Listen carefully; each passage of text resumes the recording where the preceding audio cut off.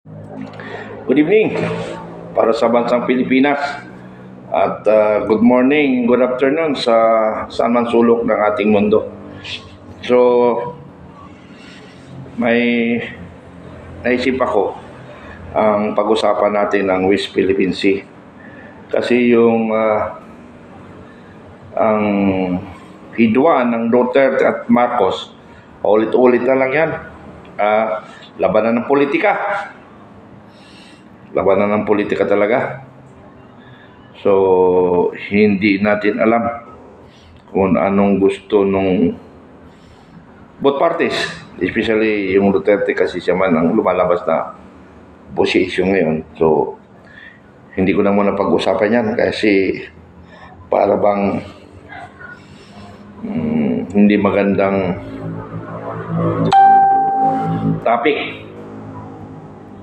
Nadadala ako sa emosyon sa kapalpakan ng ating Pangulo dahil sa kanyang may bahay, ang ating First Lady. Kung ano man kapalpakan yun, alam nyo na yan. Hindi na dapat i-discuss yun. Alam nyo na kung ano yun. So dito sa West Philippine Sea problem, ngayon andoon sa Estados Unidos ang ating Pangulo. Ano bang pinag-uusapan nila? Ano ang pag-uusapan nila? So normally, peace and security and development ang maybe the topic. Pero may isa pa yung kayamanan ng Marcos na sa US at hindi may labas-labas it because maraming mga question, So yun ang magiging siguro agreement nila.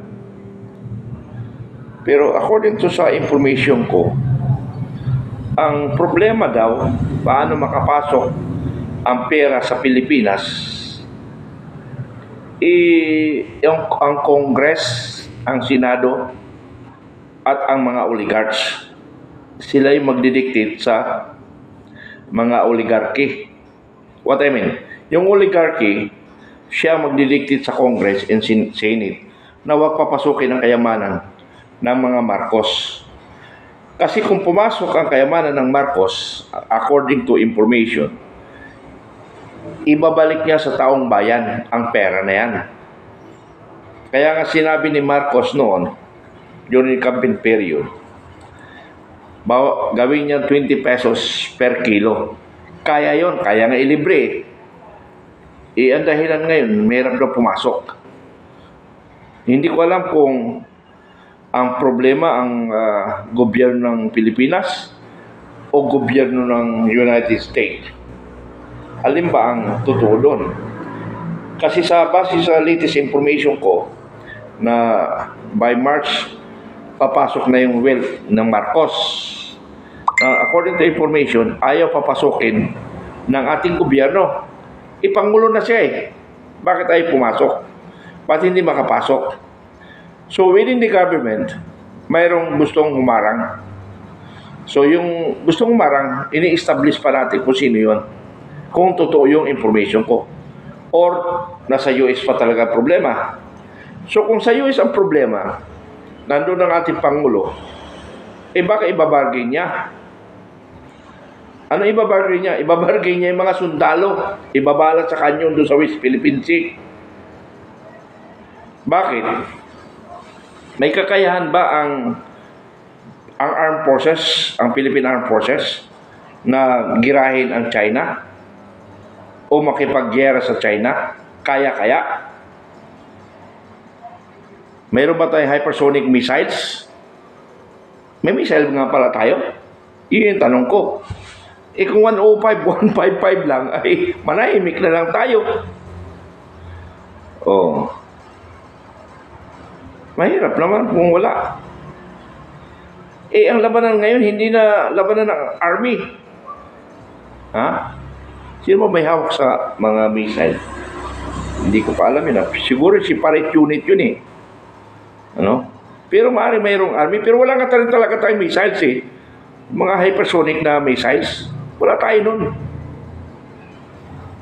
Ang labanan ngayon, sa teknolohiya ngayon, Hindi na hindi na NPA, hindi na yung Abu Sayyaf. Sa Abu Sayyaf ka, nahirapan pa tayo eh. Tingnan mo yung Marawi. Marawi yun ha. Gobyerno versus ilang grupo lang. Hindi natin makaya. China pa kaya? Yung NPA pa kaya ba natin? Ang daming mga katanungan sa mga military expert. Marami tayong tanong, kaya ba natin makipaggera sa US? Tama na lang yung makipagdebate tayo, balitaktakan, na sumasagot tayo. Pero kung hamunin mo ng gera, ay naku, naluko na. Ang labanan ngayon, puro air. Walang dagat dyan. Siyempre, baylan, dagat. What I mean, magdadak pala, what I mean, magdadak, siyempre dahil sa dagat. Pero sa palagay ko, wala tayong kakayahan makipaggera through water. Kahit through air, wala rin. Mayroon tayo by land. Yung Marines and Army. Kaya natin. Hintayin natin muna dito lumapag at makipagbarilan tayo. Kaya natin yon. Paano ko ang ginagamit drone? Okay. Nasaan si Mitran? Lipad kayo, true. Saan kaya yung pwesto ni Mitran? Nandoon siya. Actually, may kuwiba ako dito. Kahit anong bumba nyo dyan. Ang laki ng bundok dyan, no? Medyo gabi lang kasi, kaya hindi nyo makita. Susunod na vlog ko. Ipapakita ko sa inyo, ito daw, kampo ng Hapon noon. Maluwang. Ang taas niya ng bundok at saka ilalim, kung sapit ang pinag-uusapan, nasa 1,000 feet. 1,000 feet ang taas. So, hindi kaya talagang gibain ng anumang kanyon yan. Kahit anong missile, hindi kaya. So, nandito ako, malapit lang tatagwa ako. Kung sakali magkagera, dadaling ko pamilya ko rito, safe na kami. Pero ihanda namin yung mga dilata. At saka kasi bagal mo, umabot sa taon, damo na lang kakainin namin kasi wala na pagkain eh. So, balik tayo. Kaya ba ng Pilipino by air fight? Kaya ba natin yun? Hindi. Ay, Diyos ko. Para tayo nagpakamatay. May nabasa nga ako na stupid president. Hindi si Marcos yun President Zelensky. Zelensky. President ng Ukraine. Tapang niya, iniral niya, lumaban sa Russia. Ano nangyari sa Ukraine ngayon? Na-train siya ng US Special Forces. Pero patay lahat. Ubos. Ngayon, almost 50% ng population ng Ukraine evacuees kung saan pumunta. Mabuti sa Ukraine kasi by land pwede. Sa atin, wala tayo by water. Napaikutan tayo ng tubig. So dito pa rin tayo. Hanggang kamatayan na lang tayo kung wala tayong pera. Hintayin na lang natin mamatay. Ano nangyari sa Ukraine? Wala na yung mga building. Wala na lahat. Bagsak ang ekonomiya ng Ukraine. Gusto ba natin mangyari yun? Na magbabalik ulit tayo sa in time of World War II? Magsimula sa grade 1 na naman? Wala na. Huli na talaga tayo. Pangalawa, sa Gaza. Sa Gaza.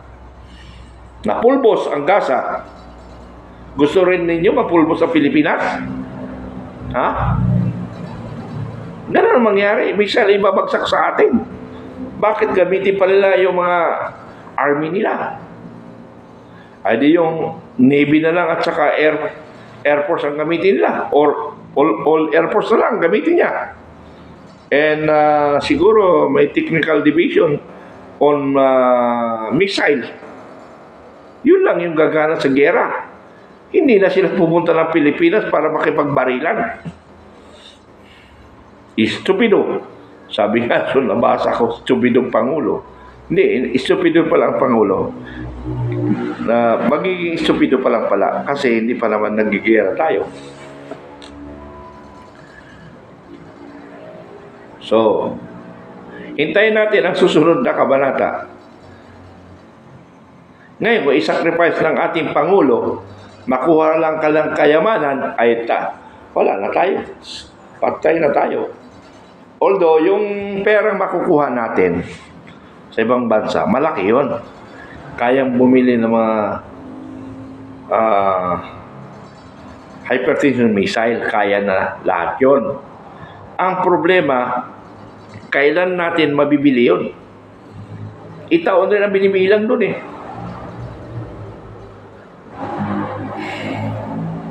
So, kayo mga kababayan mo Pilipino, ano ang reaction nyo? Please comment. Huwag na kayo mag-post ng mag-post katulad sa mag-rally tayo. I-post natin. Wala. Push up ang nangyari. Hindi post. Pinupost nyo kami. Pinupost nyo para pababae si Marcos. Wala naman kayo. Paano yan? Kayo ang magpo-post na pababae si Marcos. Kami lang mag-a-assess para maiwasan ang mga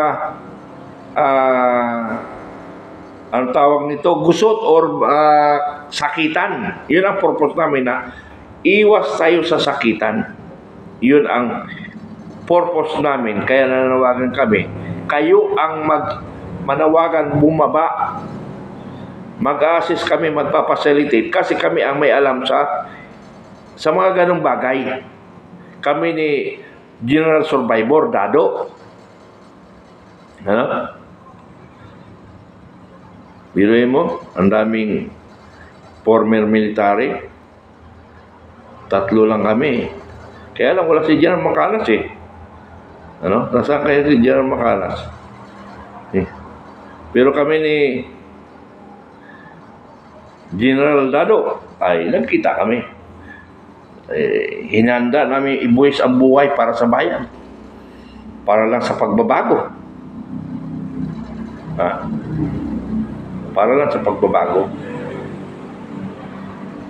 Kaya kami, wala sa panahon na bisita namin yung mga kaibigan namin, kasamahan na namatay. Yung aming classmate na si Lieutenant Bandong Baylor. Request for fire effect. Sabi nung nasa base location at my position, bungko na patay yung classmate ko. Kaya nga lang, Baylor. Bakit niya ginawa yun? It's because kung magpapakampas sa mga sundalo niya, baka lahat sila mamamatay. Kaya sinabi niya na lang na mamatay ako para sa bayan. Fire at my position. Binaratan. Ang purpose ni classmate Bandong, para maraming makaswalte sa kalaban. Kasi ininulusob na siya lumalaban pa kasi siya So palapit ng kalaban. Kasi ang akala ng kalaban, marami pa sila. Pero siya na lang nag-iisa, naiwan siya. Kaya sabi niya, nag-go signal siya, nung malapit ng mga NPA, bumba. Dami na-discrash siya na NPA. So, ganun yun.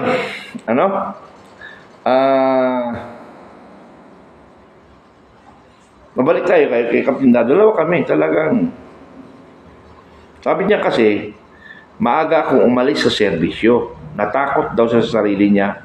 Kasi ayaw niya yung mga ganong sistema. Yung corruption, yung mga trapong politician. Kasi baka nga daw siya magranggo ng Major General o magiging chief staff. Kasi nga yung 4 niyang classmate 4 na naging chief staff.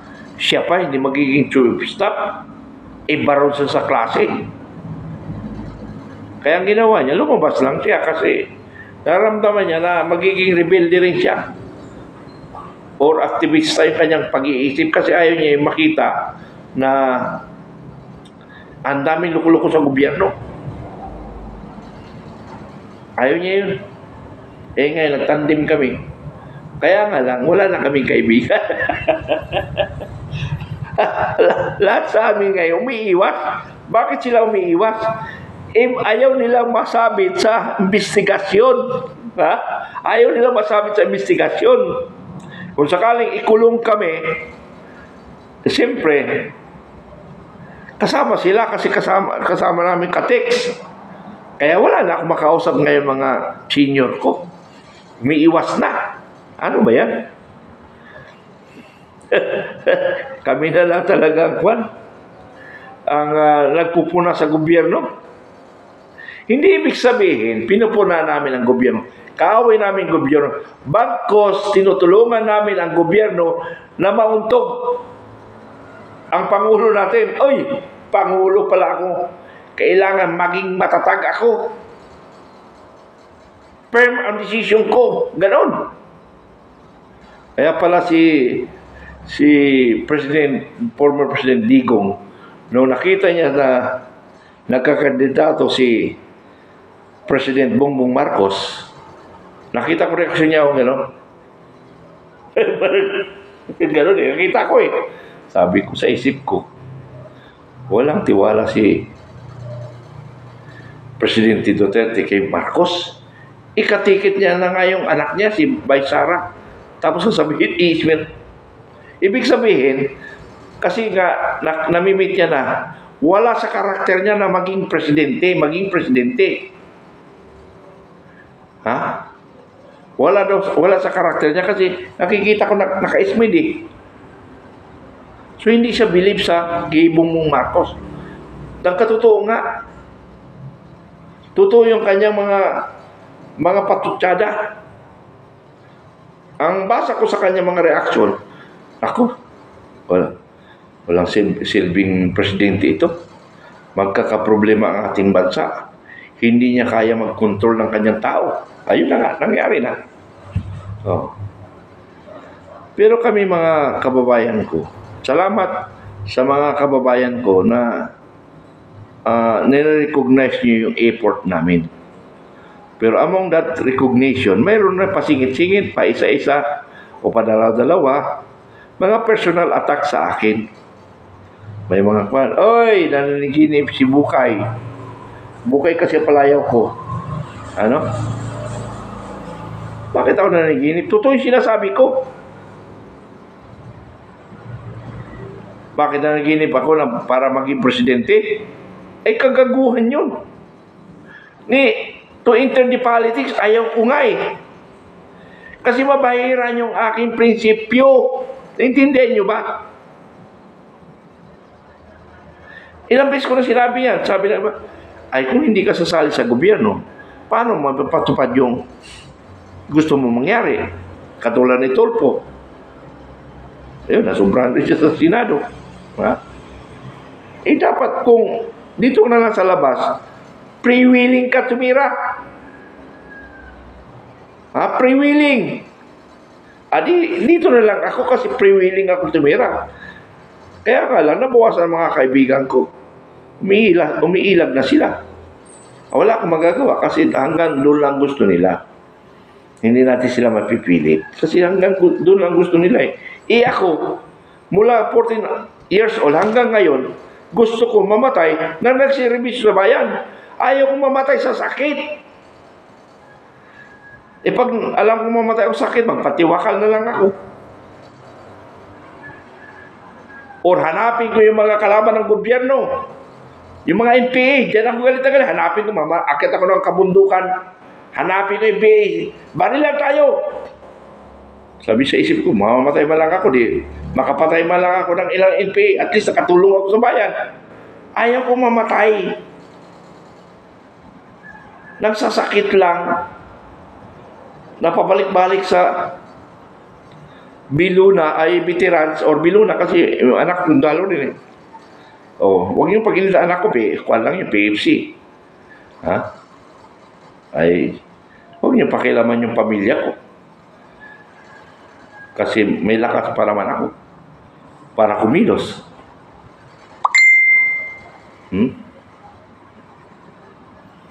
So, ganun tayo mga kababayan ko.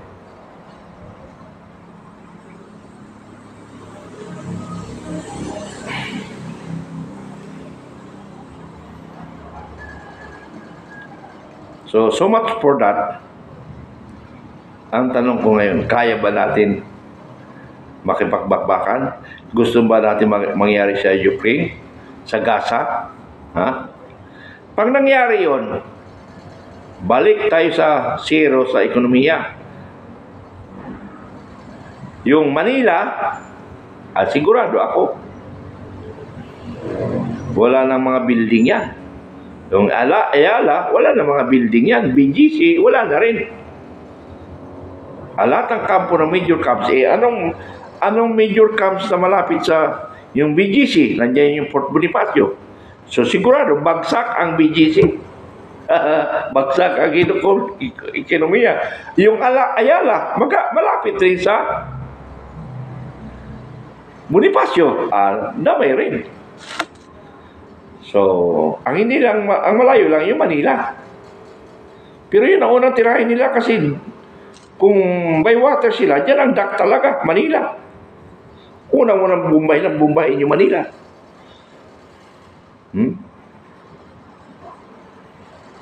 So, ganun. Sige, gera tayo. At kaya nga nag-organize na kami ngayon eh. Pinag-usapan na namin ni General Survivor ni Dado Enrique. Kami na lang yung matatag. Sabi ko, naisip ko si Captain Dado. Hindi na lang tawag ko kasi baron nga siya eh. Yung mga mistaan niya, naging 4 na naging tube stop eh.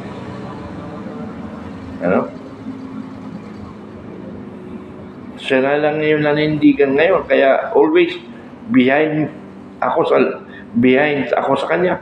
Always behind me. Sabi ko, sir, nasa likod mo lagi ako. May student in Airborne Back 42. DAS 84, doon sa Scout Rangers sa Fort Bonifacio. Naalala ko yan sila, ng mga estudyante ko sila. Tapos ngayon kami nagkita uli noong April 9. Nagbisita kami sa mga kaibigan namin. Okay, so much for that. Sabi nga na, stupid President Zelensky. Sinira niya ang bansang Ukraine.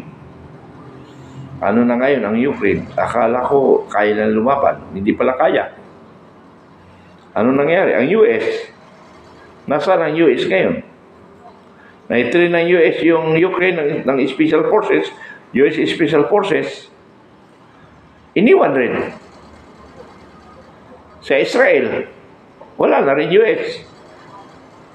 Pero hanggang ngayon, gera pa rin. So, hintayin lang kasunod ng kabanata. Gera kung gera. Maganda nga siguro mag-gera. Kaya lang, kawawa yung mga apo ko. Magsisimula pa lang sila. Hindi nila makita yung kaginawaan. Okay lang sa atin. Tayo mga retired. Tapos na tayo eh. Kamatayan na natin. Ang problema na yung apo natin. So yun ang masaklap. Okay, so much for that. Magandang gabi uli sa ating lahat.